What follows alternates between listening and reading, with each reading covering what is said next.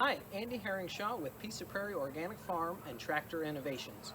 When we needed some additional capacity out of our Kubota, I went to the dealer to ask about a rear remote kit. It was over $1,500. I said, there's got to be a simpler way.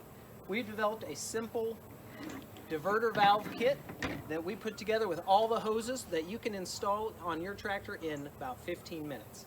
It comes with everything, including quick releases, so it is just absolutely plug and play onto your existing loader circuit, and you use your existing loader valve to move that rear remote. Now, if you want to save a little bit of money, you can delete these quick releases, and you'll need a wrench. You'll just install the couplers onto the existing loader circuit. Still, you can use your quick release bucket on and off just as quick as before. As you can tell, I've got the bucket removed from this tractor, which will just make it easier to see the installation. So I'm going to install it in real time, and you're going to see what it takes. It's a cinch. All right, I've got the complete kit here fully assembled. That's the way it ships to you. And I've got a couple tools. You'll need a 5/16 inch drill and a 1/2 inch wrench. I've got a 1/2 inch queued up in my driver here. All the other parts are laid out here. A couple of bolts to attach the valve to the body and a bolt to attach the rear remote holders onto the tractor. A few zip ties as well, just to keep things tidy. All right, I've got the complete kit here, and the first thing is I'm going to do is just snip these zip ties off so that these longer hoses that reach clear to the back of the tractor. You could also use them to the front of the tractor if you want a front remote kit on your tractor. And I'm going to take these supply hoses. Remember I said I've got the bucket removed already off of this tractor? You can do this with the bucket on. I just want a really clear view, especially if you have the 00 series tractor, such as a 3400, 3800, 5800 series tractor. They're going to have the loader valves right here. Super easy to pop on and off. You do not need the loader off for that, for sure. Okay, so this loader valve is going to mount right about there, but let's make sure that I've got the clearance I want. I'm going to take these quick releases, this is the supply side, and click them right onto the loader circuit. On my tractor, I prefer to have these on the raise lower circuit. That gives me the float setting, and also when I'm operating that rear remote, in and out is a natural forward and back motion. Okay, so that's going to show me how much hose I've got. They're going to lay right there nice, and I can mark my location where that valve is going to sit. Now if you've got the 00 series and that valve sits right here, we're going to move this valve right down here. I've got pictures of that on the installation papers that you get with the tractor. But with that valve right here, you're going to move this in and out right down here. You're going to mount it to that plastic.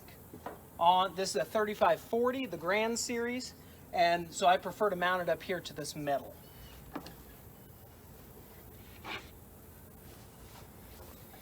I'm going to take a screw, take anything you like to mark with, and I like that spot right there.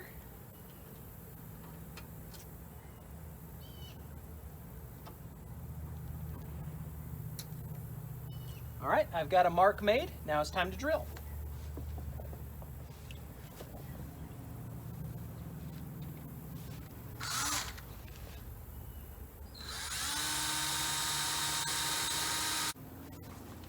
All right, holes are drilled. Now to mount this valve, I'm going to need to get around behind this metal firewall piece. So I'm going to pop the hood, set the valve up there, and put the bolts through.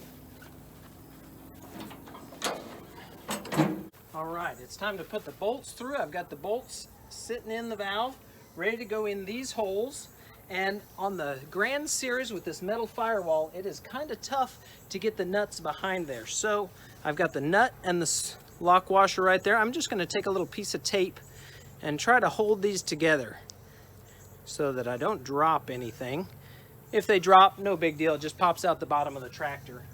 But it can sure be frustrating. So I'm going to set these right up behind there.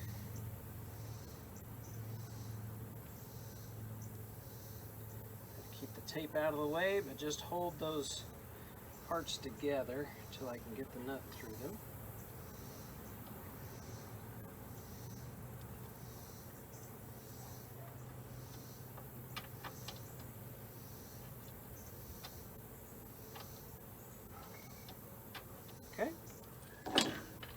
Got my driver here handy, so as soon as I get everything lined up, I can tighten it up.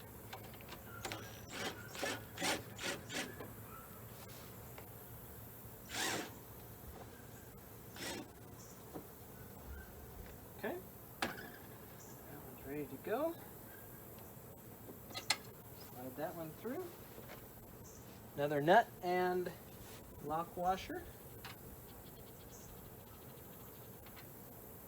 I will tell you, this is the toughest one to get on there. Just take a little time. And it'll cinch right up.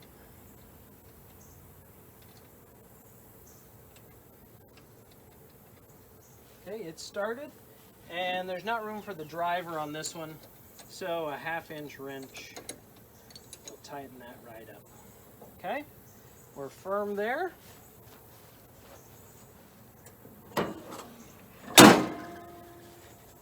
And we're done under the hood. You can see right here I've got 2 loose ends. These will connect to the loader directly here.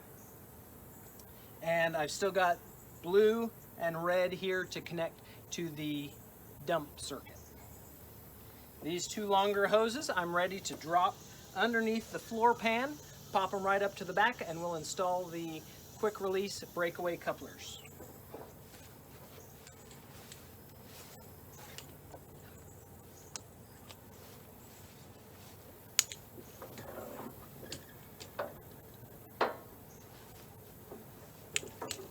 You're going to want to bring it inside the roll bar.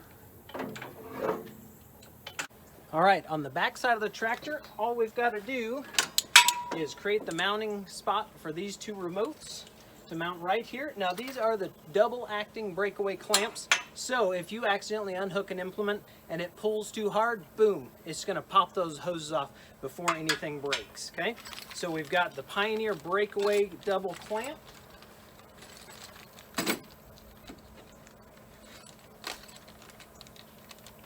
Comes with all the mounting hardware.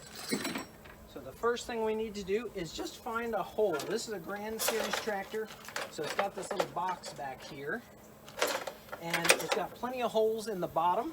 So what I'm going to do is just go ahead and drop the bolt through. And right here on the outside, take the single hole end, put it up there, lock washer, and nut.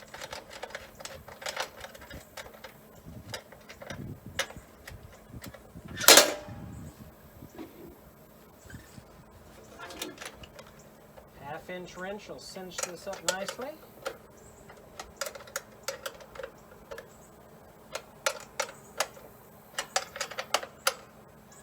Still want just a little flexibility there. Next, we're going to pre-assemble the 2 W pieces here. Those are going to fit perfectly around these 2 valves, breakaway connections here. So the 2 middle bolts will go in through here. So first we put through the outside ones. They've got small lock washers as well. Now these are smaller than the 5/16, so you may need an adjustable wrench to fully get those tightened. They look like a 1/4 inch, so you may need a 7/16.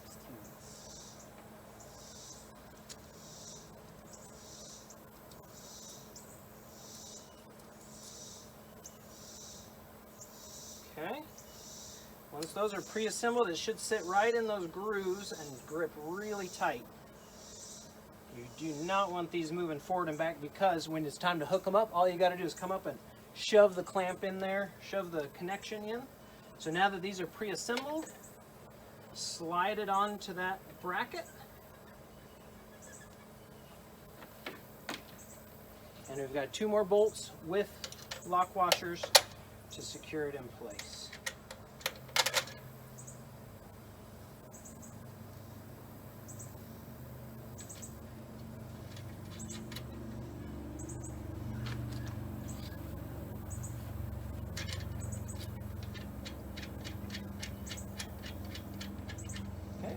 tighten those up with my driver in just a minute, but just to show you what that's going to look like, here are the hoses to my rear remote. You could have top and tilt, you could have all sorts of different things back here, but it's the standard Pioneer 4000 series clamp, so when you want to connect it, boom, you're connected. If you accidentally disconnect an implement, forget the hose, boom, it's going to pop right out of there. Nothing to it, okay? So that is a secure mounting. The last thing you need to do is just look for hoses underneath there and tighten up those hoses, clamp them up to other hoses you got there so they're not dragging the ground. I'll show you right here.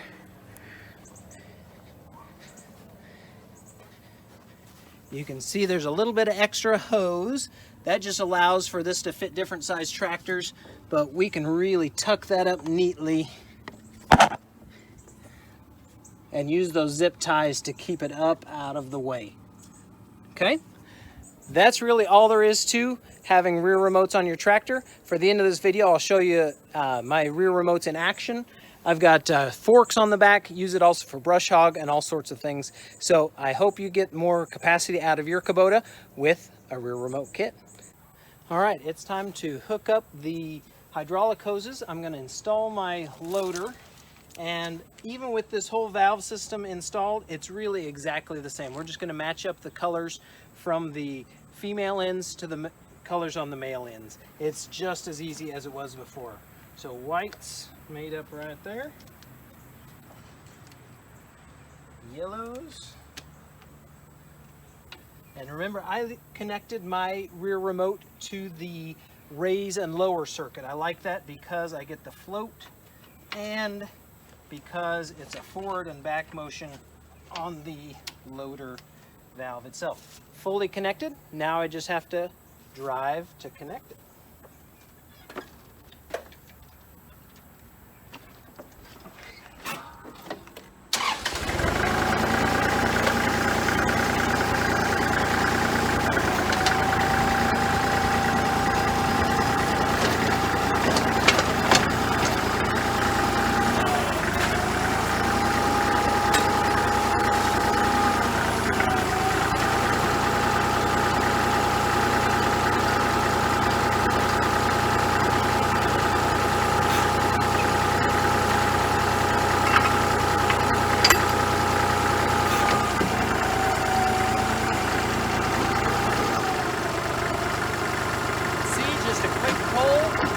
This valve, even with the loader raised, it moves easily to switch between rear remotes and loader. Alright, the tractor's off right now, and I just want to show you how easy it is to move this valve, and you can feel it move just a little bit. A tiny bit of fluid gets released each time it's moved, but when I've got it forward, it's running the front circuit. When I've got it on the rear, I'm controlling my rear circuit. Okay, so with the engine on, it's easy to move just the same. Forward.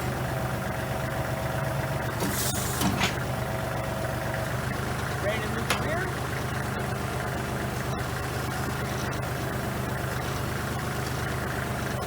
Easy as that. You can have a rear remote installed on your tractor in 15 minutes for a third of the price.